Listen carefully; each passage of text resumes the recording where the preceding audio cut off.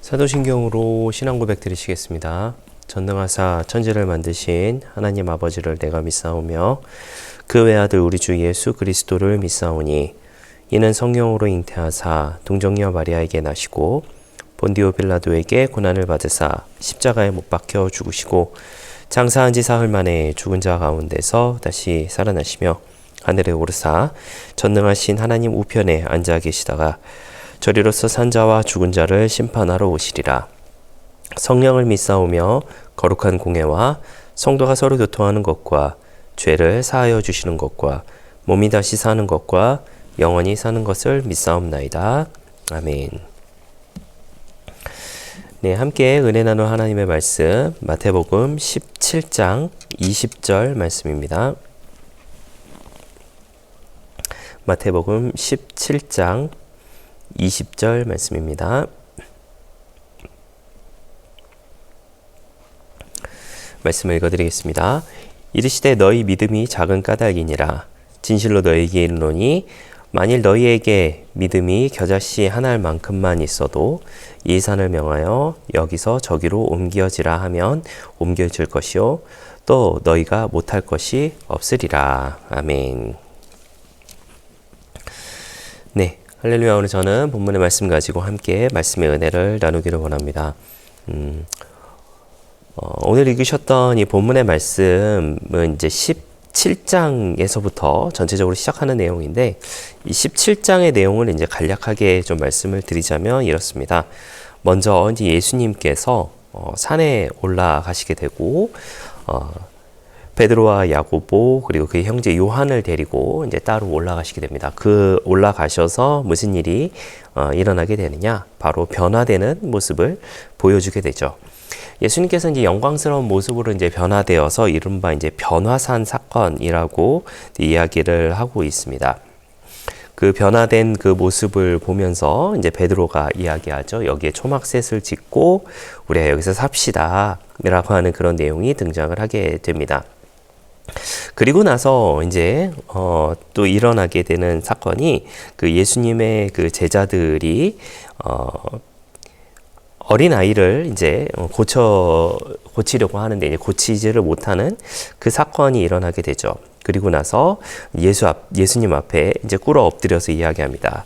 그 내용이 이제 그 14절에서부터 시작하는 내용인데요. 15절에 보면 이렇게 이야기하고 있습니다. 주여 내 아들을 불쌍히 여기소서. 그가 간질로 심히 고생하여 자주 불에 넘어지며 물에도 넘어지는지라 하면서 이제 이야기하고 하면서 제자들을 데리고 왔으나 능히 고치지를 못하였습니다 라고 하는 그런 내용을 보여주고 있습니다. 그에 대해서 예수님께서 이렇게 이야기를 하십니다. 17절 말씀에 예수께서 대답하여 이르시되 믿음이 없고 패역한 세대여 내가 얼마나 너희와 함께 있으며 얼마나 너희에게 참으리오 그를 이리로 데려오라 하시니 라고 하면서 예수님께서 꾸짖으시게 되자 이제 그 귀신이 이제 나가게 되는 이제 그런 모습을 보여주게 됩니다. 이것이 이제 17절의 이제 전반적인 그 내용인데요. 19절에서부터 또 이렇게 이야기를 하고 있습니다. 이때에 제자들이 조용히 예수께 나와 이르되 우리가 어찌하여 쫓아내지 못하였나이까 라고 이야기하면서 오늘 읽으셨던 본문을 통하여서 겨자씨 한 알만큼의 믿음만 있어도 이 산을 들어 저 산으로 옮겨져라 라고 이야기하면 옮겨질 것이고 더한 것도 할 수 있다 라고 하는 것을 예수님께서 말씀하신 내용이 이제 전반적인 내용입니다. 내용 자체는 우리가 잘 알고 있는 그런 내용이고 제자들이 고치지 못한 그 예수님께서 치료해 주시는 그 모습을 보여주고 있죠. 치료의 목적 그리고 그 중점이 치료가 아니라 이제 믿음에 대한 것이다 라고 하는 것 여러분이 잘 아시리라 생각을 하고 있습니다. 그러면서 이제 오늘 읽으셨던 이제 본문의 말씀에 있는 것처럼 믿음이 작은 까닭이다 라고 이야기를 하고 있습니다. 그렇다면 여러분 우리가 생각해 봐야 할 것이 그 믿음이라고 하는 것은 누구를 가리켜서 하신 믿음인가 라고 하는 것이죠. 귀신 들린 아들을 둔 사람의 믿음을 가리켜서 이야기하는 것일까요? 아니면은 능력을 행하는 그 제자들에 대한 믿음을 가리키는 것일까요? 글쎄요, 저는 두 가지 다 포함된 것이다 라는 생각을 하게 됩니다. 그 중에 조금 더 이제 크게 생각을 해보자면 아마도 그 제자들의 믿음에 대해서 이야기하는 것은 아닐까라는 생각을 하면서도 세 번째로 생각해 봐야 할 것은 오늘을 살고 있는 우리의 믿음도 이 가운데 포함된 것은 아닌가라는 생각을 하게 됩니다. 여러분, 믿음이라고 하는 것이 과연 무엇일까요? 제가 설교 시간에 자주 드리는 말씀입니다만은 목사님들마다 또 목회자들마다 중요하게 생각하는 어떤 그 사역의 방향성 혹은 이제 신학적 관점들이 분명히 있으리라 생각을 합니다. 그 중에 저는 믿음에 대해서 가장 중요하게 생각하는 부분이라고 자주 말씀을 좀 드리는 것 같아요. 그래서 저는 믿음에 대해서 굉장히 중요하게 생각을 하고 그 믿음이라고 하는 것이 우리의 신앙생활 가운데 어떻게 다가와야 할 것인가 라고 하는 부분에 대해서 이제 자주 생각을 하고 있습니다. 제가 생각하는 믿음에 대해서 좀 정의를 해드리자면요, 제가 생각하는 믿음은 아주 단순합니다. 예수님께서 하나님이시고 하나님의 아들이시며 그 예수님께서 나를 위해 죽었다가 부활하시고 그리고 그분을 믿는 것, 온전히 그것을 믿는 것이라고 하는 것을 저는 믿음이라고 이렇게 생각을 합니다. 아마 여러분이 생각하시는 그 믿음에 대한 모습과 우리 주변에 믿음이 좋다라고 이야기하는 그런 사람들의 그 믿음에 대한 어떤 정의가 조금은 다를 수도 있지 않을까라는 생각을 합니다만은 적어도 제가 생각하는 믿음은 예수님께서 하나님이시다라고 하는 것을 믿는 것, 그것이 바로 믿음이라고 이제 생각을 하고 있습니다.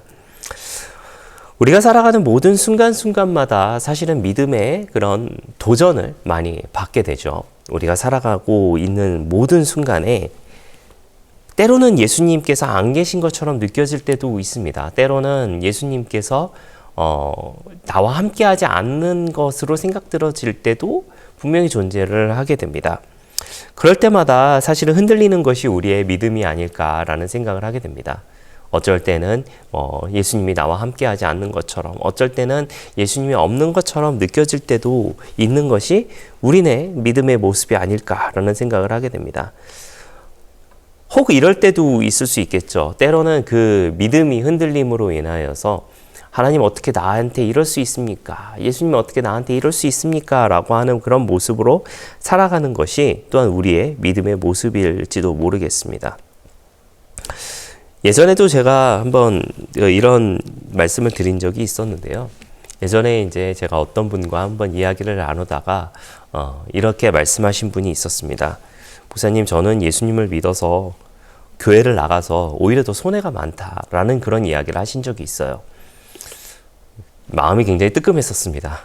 그렇잖아요. 우리가 보통 일반적으로 생각을 하게 되면은 예수 믿고 복 받는 것에 대해서 우리가 초점이 많이 맞춰져 있잖아요. 예수를 믿어서 복을 받고 그 복을 누림으로 인하여서 더 잘 살고 하는 그런 모습들을 기대하는 것이 어떻게 보면 우리의 모습일지도 모르겠습니다. 그런데 그분의 고백은 무엇이었냐면 예수를 믿어서 더 안 좋아졌다라고 하는 거예요. 경제적으로 더욱더 힘들어지고 또 어떤 시간적으로도 더욱더 많은 손해를 입고 있는 것이 당신의 모습이다라고 이야기하는 것이었어요. 말씀드린 것처럼 굉장히 뜨끔했었습니다. 이분이 무슨 말씀을 하시려고 하시는 것일까? 라는 그런 생각을 했었는데 그분의 대답이 무엇이었냐면 그래도 좋아요 라고 하는 것이었어요. 제가 무릎을 탁 치면서 참 훌륭한 믿음을 가지신 분 같다라는 그런 생각을 하게 됐습니다. 때로는 우리가 교회를 나옴으로 교회를 나옴으로라고 말씀을 드렸습니다. 교회를 나옴으로 금전적으로도 시간적으로도 손해를 볼 때가 사실은 많이 있어요. 그런데 그런 교회를 나옴으로 인하여서 보는 손해로 인하여서 내가 마음이 흔들리고 그와 같은 모습으로 살아가는 모습으로 우리가 살아갈 때에 하나님이 왜 나에게 복을 안 주실까? 하나님이 왜 나에게 더 부유하게 안 해주실까라고 하는 것을 생각하게 된다면 사실은 한도 끝도 없지 않을까라는 생각을 하게 됩니다.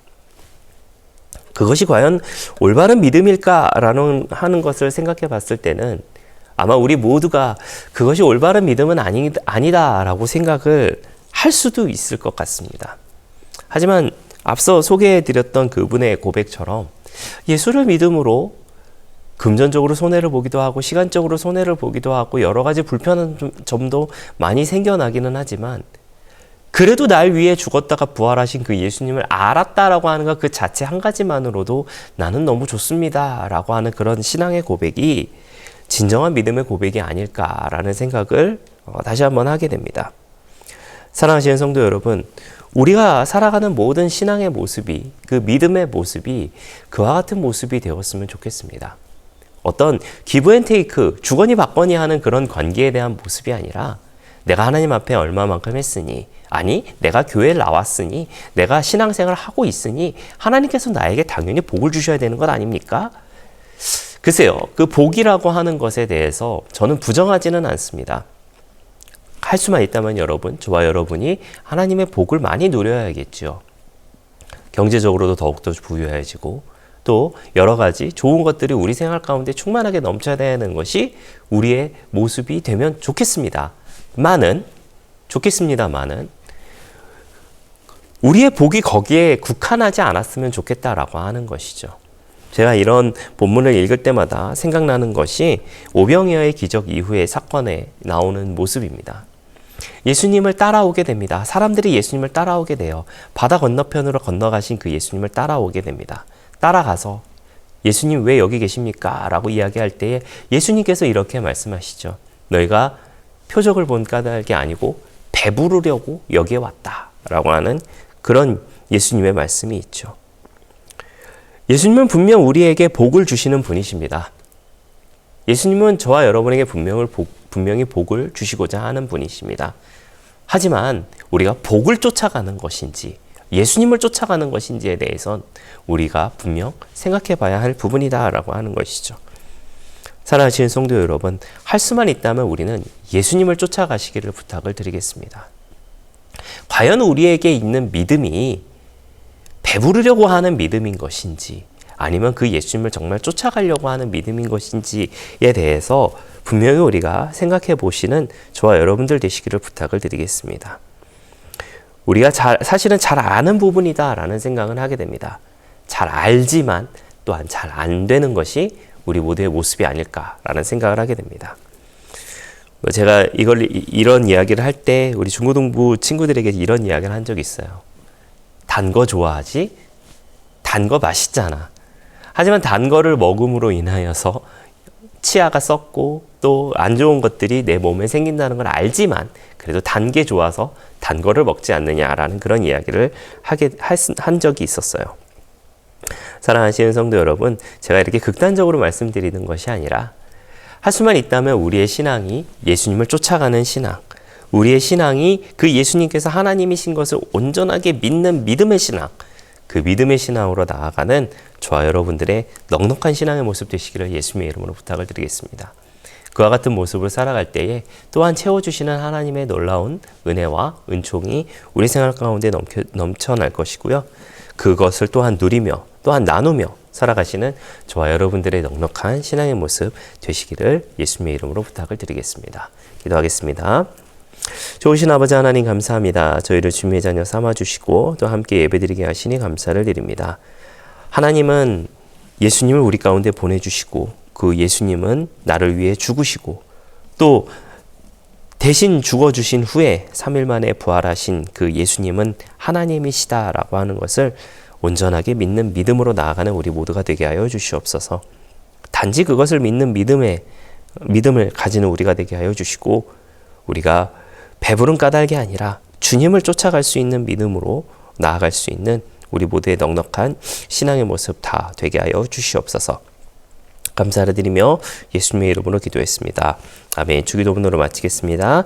하늘에 계신 우리 아버지여, 이름이 거룩히 여김을 받으시오며 나라가 임하시오며 뜻이 하늘에서 이루어진 것 같이 땅에서도 이루어지이다.